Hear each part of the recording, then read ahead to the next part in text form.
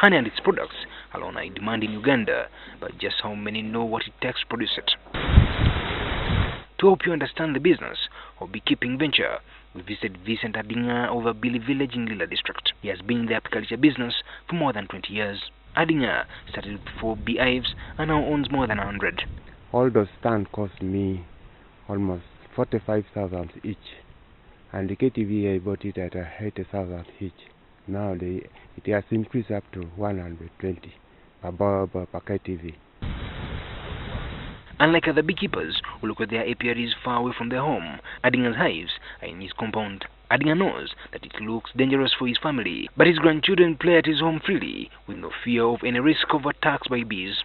But when you disturb them or you throw a stone there and you shoot them, they come out. Unlike other beekeepers in Lira district, Adinga combines both local and modern methods of beekeeping. I've not yet skipped from local, but I'm also using local as well as KTV. Beekeeping sounds a complicated venture to many, and some people fear to embark on it for several reasons. Adinga's tip is that if you are just starting out with beekeeping or plan to do so, you should have the right information and then buy a well-built beehive from a beekeeper. The best way, you start from the smaller one, then it goes ahead. But not only use one side only. That's why I'm mixing all these hives there. The next step would be to line the walls of the beehive with beeswax, commonly referred to as a bee belt, to attract swarming bees. It takes a maximum of 3 months from the time the bees have colonized in a hive to carry out the first harvest. Harvesting, you can harvest 3 times. If there are enough forages, you can harvest 4 times. But if there are no forages, then it is difficult for you to harvest. There are some seasons if you harvest, you can even make them go away or abscond.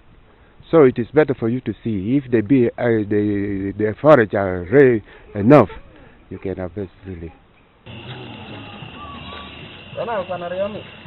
For beekeepers, honey is normally harvested during day. Adinga prefers to do it at night because he says that is when the bees are more peaceful. I usually harvest in the evening because if I harvest in the morning or afternoon or daytime, these bees, when disturbed, they become aggressive and disturb the community from around. To prepare for the harvest, Adinga warns that a beekeeper must dress up in a protective gear, which includes gloves, boots, headgear, and overalls. So the team and I had to follow the rules when we accompanied him for the exercise. So now we are ready to go to harvest the honey. The difference between this gentleman and the other beekeepers, for him he harvests during night.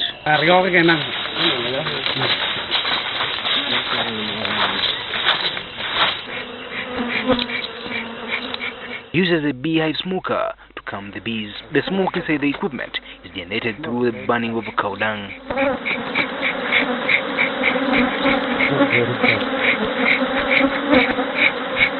When he reached the apiary, Vincent Adinga took us through the steps taken when harvesting the honey from the hives and the best practices to follow.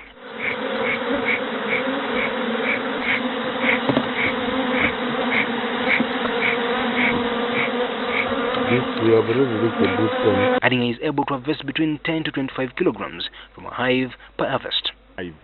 With local, when you harvest the local, the best season, you get 15 kilos. With KTV, you get 25. With Langstroth, you get 30. But all is not rosy. He shares some of the challenges he faces as a beekeeper. One, I said, there are enemies like hive beetles, birds, and during this daytime or during this dry season, the animals are also there. So I have to keep them away not to disturb my bees. Next week, we shall feature another beekeeper in Lira district who is also making a success of his apiary. Ivan Chimurichigozi, NTV.